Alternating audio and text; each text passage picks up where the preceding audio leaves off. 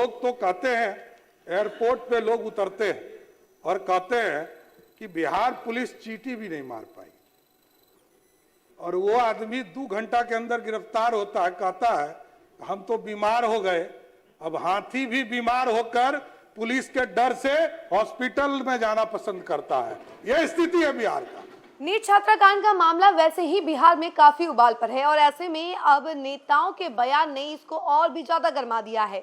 नमस्कार, news nation देख रहे हैं यहाँ पर मैं हूँ सानिया आपके साथ। एक तरफ निर्दलीय सांसद पप्पू यादव हैं जो कि नीट छात्राकांड मामले में लगातार अपनी प्रतिक्रियाएं दे रहे हैं। जेल भी गए, लेकिन उसके बाद जब बाहर आए तब उन्होंने कई बड़े खुलासे किए, यानी कि वो खुलासों से डर नहीं रहे हैं, एक के बाद एक बड़े खुलासे करते जा रहे हैं। सोशल मीडिया के जरिए वो अपनी बातें रखते हैं। तो वहीं दूसरी तरफ सम्राट चौधरी हैं, तो सम्राट चौधरी ने पप्पू यादव को लेकर एक बयान दिया और उस बयान को अगर हम जिक्र करें तो हम आपको बता दें कि दोनों नेता जो हैं एक दूसरे की तुलना जानवरों से कर रहे हैं। ये मामला वैसे ही उबाल पर है। अब इस मामले में नेताओं के बयान की वजह से और भी ज्यादा गर्मी नजर आ रही है।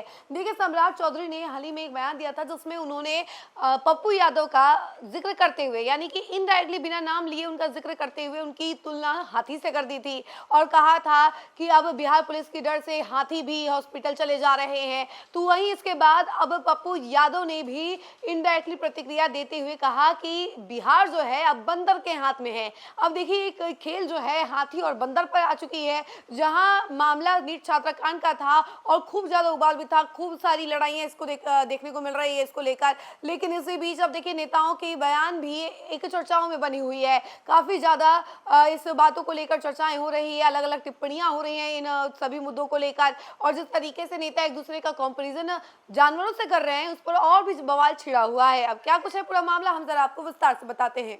जहानाबाद की नीट छात्रा की मौत पर बिहार की सियासत उबाल पर है। इशारों में नेता एक दूसरे की तुलना जानवरों से कर दी है।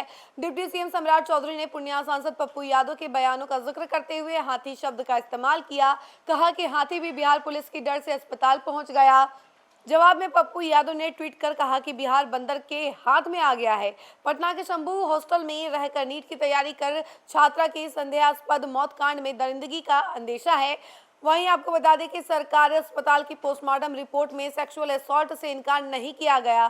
छात्रा के इनर वियर पर मेल सीमेन मिले हैं। वहीं रिपोर्ट आते ही राजनीति परम तपीश पर पहुंच गई, क्योंकि पटना पुलिस इस केस को आत्महत्या मानकर निपटाने की फिराक में थी। मामला इतना गर्म हुआ कि नीतीश कुमार की सरकार ने सीबीआई जांच की अनुशंसा कर दी। वहीं 12 फरवरी को सीबीआई ने जांच की कमान थमा ली और उसके बाद पटना से जहानाबाद तक अनुसंधान जारी है। इस कांड पर राजनीति प्रेशर बनाने वाले पप्पू यादव को 31 साल पुराने केस में जेल जाना पड़ा। 7 दिनों तक अंदर रहने के बाद बाहर आए। बिहार के इस चर्चित कांड पर नेताओं के बीच गर्मागरम बहस भी जारी है, जिसका स्तर जानवरों से तुलना तक गिर गया है। शुक्रवार को बिहार विधानसभा डिप्टी सीएम सम्राट चौधरी ने सांसद पप्पू यादव की चर्चा करके बड़ा बयान दे दिया।